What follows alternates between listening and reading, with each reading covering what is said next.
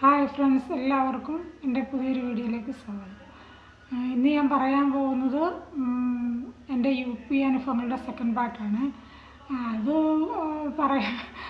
അത് മുഴുവനും പറഞ്ഞൊപ്പിക്കാൻ പറ്റുമെന്ന് എനിക്കറിയത്തില്ല. കാരണം ഞാൻ ഭയങ്കര ഇമോഷണൽ ആകുന്ന ഒരാളാണ്. എനിക്ക് പെട്ടെന്ന് സങ്കടം വരും, കരച്ചിലൊക്കെ വരും. അതുകൊണ്ട് എപ്പോൾ കരച്ചിൽ വരുന്നു അപ്പോൾ ഞാൻ വീഡിയോ നിർത്തും കേട്ടോ. പകുതി ആയിപ്പോയാലൊന്നും മുഴുവനും എനിക്ക് പറഞ്ഞു തീർക്കാൻ പറ്റുമെന്നൊന്നും എനിക്കറിയില്ല. എന്നാലും ഞാൻ ട്രൈ ചെയ്യും. ഞാനിവിടെ വന്ന് ഒരാഴ്ച കഴിഞ്ഞപ്പോഴത്തേക്കിനുണ്ടല്ലോ, എനിക്ക് ഇലഹാബാദിൽ പോകേണ്ട, അതായത് പ്രയാഗ്രാജ് വരെ പോകേണ്ട എന്തോ ഒരു ആവശ്യം വന്നു. അപ്പോൾ എൻ്റെ ഹസ്ബൻഡ് എന്നോട് പറഞ്ഞ് തയ്യാറാകും, നമുക്ക് പ്രയാഗ്രാജ് വരെ പോകാം. ഞാനാണെങ്കിൽ ഉണ്ടല്ലോ സാരിയൊക്കെ എടുത്ത് നല്ല അടിപൊളിയായിട്ട് ഒരുങ്ങി നല്ല മേക്കപ്പൊക്കെ ചെയ്ത് നല്ല ടിപ്പ് ടോപ്പാക്കി വന്ന് നിന്നപ്പോഴത്തേക്കിന് പുള്ളി എന്നെ അടിമുടി ഇങ്ങനെ ഒന്ന് നോക്കിയിട്ട് എന്നോട് പറഞ്ഞു, അതെ ഒരുക്കമൊക്കെ കൊള്ളാം, പക്ഷേ എനിക്ക് തലയിലങ്ങ് തുണി ഇട്ടേക്കാം, തലയിൽ സാരി ഇടാൻ പറഞ്ഞു. ഞാൻ അന്തം വിട്ട് ഞാൻ പറഞ്ഞു, അപ്പോൾ ഞങ്ങൾ സൂറത്തിൽ താമസിക്കുമ്പം ഇങ്ങനെ സാരിയോ അങ്ങനെ തുണിയൊന്നും എടുക്കാനൊന്നും എന്നോട് ഇതുവരെ പറഞ്ഞിട്ടില്ല. അപ്പോൾ ഞാൻ പറഞ്ഞ് തലയിൽ എന്തിനാ സാരി ഇടുന്നത്? അപ്പോൾ എന്നോട് പറഞ്ഞു, ഇവിടെ അങ്ങനെ പുറത്തൊക്കെ പോകുമ്പോൾ തലയിൽ സാരി ഇടണം, അല്ലെങ്കിൽ ഞാൻ എൻ്റെ ബന്ധുക്കാരൊക്കെ ഇവിടെയൊക്കെ ഉള്ളവരല്ലേ, അവരൊക്കെ കാണും. ഞാൻ പറഞ്ഞു, അതിനിപ്പോൾ എന്തുവാ, കണ്ടാലെന്തുവാ, എൻ്റെ മുഖം കണ്ടാലെന്തുവാ കുഴപ്പം? പറഞ്ഞു, ഇവിടെ മുഖമൊന്നും കാണിക്കാൻ പറ്റത്തില്ല, അതായതായിരുന്നു എന്നോട് കുറേ പറഞ്ഞ്. ഞാൻ സമ്മതിക്കുമോ? ഞാൻ പറഞ്ഞു, ഞാൻ സാരി ഇടത്തില്ല, ഞാൻ തലയിൽ സാരി ഇടില്ലെന്ന് പറഞ്ഞ് പുള്ളി ഇടണമെന്ന് പുള്ളി. അങ്ങനെ പിന്നെ എനിക്കെന്തുവാ, ഞാൻ ആദ്യമായിട്ടാണ് ഇലഹാബാദ് കാണാനായിട്ട് പോകുന്നത്. അതുകൊണ്ട് എനിക്ക് സിറ്റിയൊക്കെ കാണണമെന്ന് വല്ലാത്തൊരാഗ്രഹം ആയതുകൊണ്ട് പോക്ക് ക്യാൻസൽ ചെയ്യാനും പറ്റത്തില്ല, പോകാനും മനസ്സ് വരുന്നില്ല, പോകാതിരിക്കാനും വയ്യ. അതുകൊണ്ട് പിന്നെ ഞാനങ്ങ് സമ്മതിച്ച് ബൈക്കിലാണ് പോയത്. തലയിൽ തുണിയൊക്കെ ഇട്ട്, തലയിൽ പിന്നെ സാരിയൊക്കെ ഇട്ട് അങ്ങ് പോയി. പിന്നെ അന്ന് ഭയങ്കര ചൂടും കൂടെ ആയതുകൊണ്ട്, ചൂട് കാറ്റടിക്കുന്നതുകൊണ്ട് അതിനകത്തുനിന്ന് രക്ഷപ്പെടാമെന്നൊക്കെ ഉള്ള ഒരിതുണ്ട്. പിന്നെ ഞാൻ ഓർത്തോ, എന്നെ അറിയാവുന്നവരാരും ഇവിടെ ഉള്ളത്, പിന്നെന്തിനാ നമ്മൾ, കാരണം നമ്മളെ പരിചയമുള്ളവരാരെങ്കിലുമൊക്കെ കാണുമ്പോഴല്ലേ ഈ തലയിൽ ഇങ്ങനെ സാരിയൊക്കെ ഇട്ടുണ്ടോ ഒരു നാണക്കേട് പോലെ തോന്നുള്ളൂ. അപ്പോൾ എന്നെ ഇവിടെ ആരും അറിയാത്തത് കൊണ്ട് ഞാൻ ഓർത്താ സാരമില്ല, അങ്ങ് ചെയ്തേക്കാമെന്ന് വിചാരിച്ച് അങ്ങ് അഡ്ജസ്റ്റ്മെൻറ്റ് ചെയ്തു. പിന്നെ അങ്ങ് പോയി. അത് കഴിഞ്ഞ് പിന്നെ എന്നോട് പറഞ്ഞ്, ഇവിടെ രാവിലെ 5 മണിയാകുമ്പോൾ എഴുന്നേറ്റ് പിന്നെ സാരിയൊക്കെ ഉടുത്ത് പൂജയൊക്കെ ചെയ്ത് എല്ലാ കാര്യങ്ങളും രാവിലെ എഴുന്നേൽക്കണം, ഇവിടെ അങ്ങനെ രീതിയാണ്, ഇവിടെ ഇങ്ങനെ. കാരണം സൂറത്തിലേക്കാളും ഇവിടെ വന്നപ്പോൾ പുള്ളി അങ്ങ് രാജാവായി, ആളായി. ഞാൻ പറഞ്ഞു, എനിക്ക് പറ്റത്തൊന്നുമില്ല, രാവിലെ 5 മണിക്കൊക്കെ ഈ തണുപ്പത്തൊക്കെ ആരാ എഴുന്നേൽക്കുന്നത്? അതേപോലെ പിന്നെ സാരി എനിക്കിഷ്ടമുള്ള വസ്ത്രമാണ്, എനിക്ക് ഭയങ്കര ഇഷ്ടമാണ് സാരി ഉടുക്കുന്നത്. പക്ഷേങ്കിൽ അത് ഇങ്ങനെ എപ്പോഴും വീട്ടിലിങ്ങനെ ജോലി ചെയ്യുമ്പോൾ അങ്ങനെ എടുത്തുകൊണ്ട് നടക്കുന്നത്. പിന്നെ ഞാൻ എന്നോട് കുറേ ഇത് ചെയ്തു, വീട്ടിൽ സാരിയെ ഉടുക്കാവുള്ളൂ എന്നും പറഞ്ഞ് ഞാൻ ഫൈറ്റ് ചെയ്തു. ഞാൻ പറഞ്ഞു, എനിക്ക് പറ്റത്തൊന്നുമില്ല ഇങ്ങനെയുള്ള ജീവിതം. പിന്നെ ഒന്നാമത് ഒരു സ്വാതന്ത്ര്യമില്ല, ഇനി പുറത്ത് പോകാൻ പറ്റത്തില്ല, ആരും ബന്ധക്കാരും സ്വന്തക്കാരും ആരും ഇല്ല, അന്യനാട്ടിൽ തന്നെ ജീവിക്കുമ്പോൾ കുറച്ചൊക്കെ ഒരു ഇതൊക്കെ വേണ്ടേ എന്ന് പറഞ്ഞു. പിന്നെ എന്തുവാണെന്നറിയാമോ, നമുക്കുണ്ടല്ലോ ഇവിടുത്തെ ജീവിതം നമുക്കെന്നല്ല, എൻ്റെ കാര്യം ഞാനങ്ങ് പറയാം, അങ്ങ് ശ്വാസം മുട്ടി. എനിക്കാണെങ്കിൽ ചില നേരം തോന്നും, ഞാൻ ഈ ജനലും കഥകളും അടച്ചിട്ട് ഒരു മുറിയിൽ നമ്മളിങ്ങനെ കൊണ്ടു നിർത്തിയാലേ 4 വശത്തൊന്നും ഈ ഭിത്തി ഇങ്ങനെ നമ്മുടെ അടുത്തോട്ട് വരുമ്പോൾ ഉണ്ടാകുന്ന ഒരവസ്ഥ എന്തുവാ, 4 സൈഡിലെ പില്ലറ് നമ്മുടെ അടുത്തോട്ട് വരിക.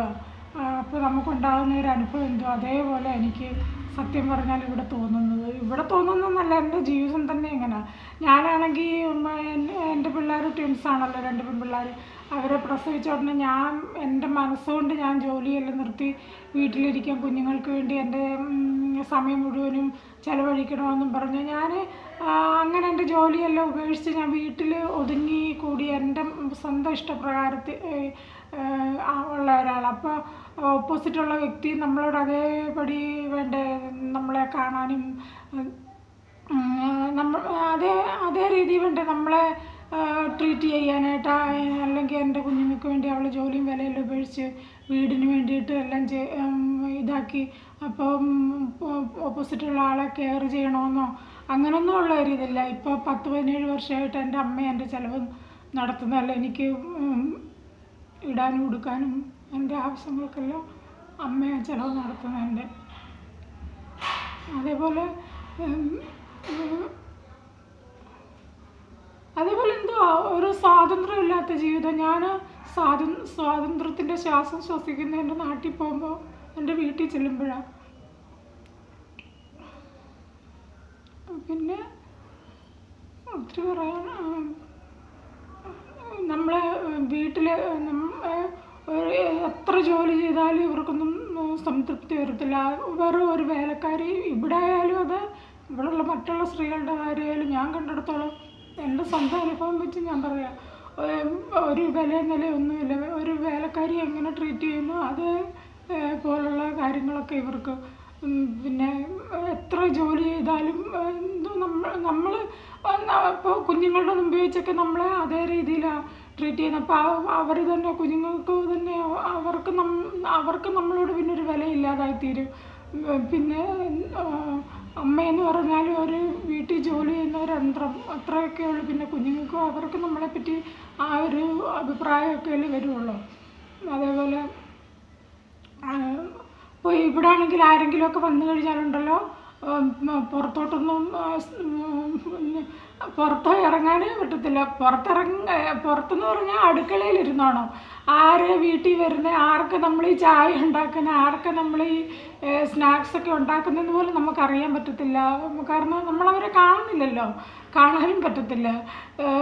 വീട്ടിലാര് വരുന്നു പോകുന്നു, കാരണം നമുക്ക് ഫ്രണ്ടിലോട്ട് വരാനോ അല്ലെങ്കിൽ വരുന്നവരോട് നമുക്ക് സംസാരിക്കാനോ അല്ലെങ്കിൽ ഒന്നിനും യാതൊരു അങ്ങനെയുള്ള ഒരു ഇതൊന്നുമില്ല, സ്വാതന്ത്ര്യമോ.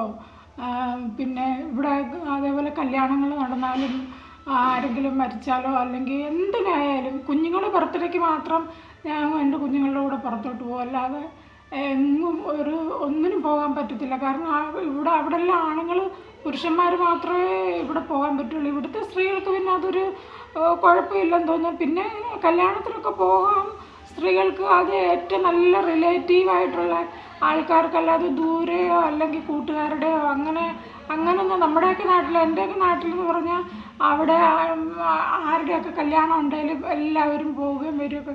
ഇവിടെ അങ്ങനെയല്ല. ഇവിടെ ഏറ്റവും നല്ല റിലേറ്റീവ്. ഇവിടെ രാത്രിയല്ലേ കല്യാണം നടക്കുന്നത്. അപ്പോൾ ഇച്ചിരി സെക്യൂരിറ്റി പ്രോബ്ലം കൂടെ ഉള്ളതുകൊണ്ടായിരിക്കും സ്ത്രീകളെ അങ്ങനെ അധികം കൊണ്ടുപോകാത്ത. കുടുംബത്തിൽ നടക്കുന്ന കല്യാണമാണെങ്കിൽ എല്ലാവരും സ്ത്രീകളൊക്കെ പോകും. അല്ലാതെ ഒരു കൂട്ടുകാരുടെയോ അല്ലെങ്കിൽ അങ്ങനെയുള്ള കല്യാണങ്ങൾക്കൊന്നും ഇവർ കൊണ്ടുപോകുകയൊന്നുമില്ല. പിന്നെ അതേപോലെ തന്നെ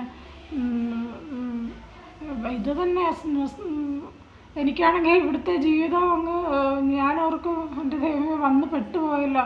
എനിക്ക് അന്ന് വിളിച്ചപ്പോഴുണ്ടല്ലോ, സൂറത്തിൽ എനിക്കൊരു സ്വന്തമായിട്ടൊരു വീടോ അല്ലെങ്കിൽ ഞാൻ വല്ല ഹോസ്പിറ്റലിൻ്റെ ക്വാർട്ടേഴ്സിൽ താമസിക്കുവാണെങ്കിൽ പോലും ഞാൻ ഇങ്ങോട്ട് വരത്തില്ലായിരുന്നു. കാരണം എന്താണെന്ന് ചോദിച്ചാൽ പിള്ളേരെ പഠിപ്പിക്കുന്നത് തന്നെ എങ്ങനെ പോയാലും ഒരു മാസം 30,000 രൂപ ചിലവാകും. ഞാനിപ്പോൾ 17 വർഷമായിട്ട് ജോലിയെല്ലാം ഉപേക്ഷിച്ച് വീട്ടിൽ ഇരിക്കുമല്ലോ. ഞാൻ ജോലിക്ക് പോകാൻ സ്റ്റാർട്ടിങ് ചെയ്താൽ പോലും എനിക്ക് കൂടി വന്ന ഒരു 10,000 രൂപ സ്റ്റാർട്ടിങ്ങിൽ കിട്ടും. കാരണം എക്സ്പീരിയൻസ് എൻ്റെ 10-17 വർഷത്തെ പോയില്ലേ, അപ്പോൾ അത്രേ കിട്ടുകയുള്ളൂ. അതുകൊണ്ട് ഞാൻ ഓർത്ത് ഈ 30,000-30,000 രൂപ ഒരു മാസം ഞാൻ ഇവിടുന്ന് ഒപ്പിക്കും.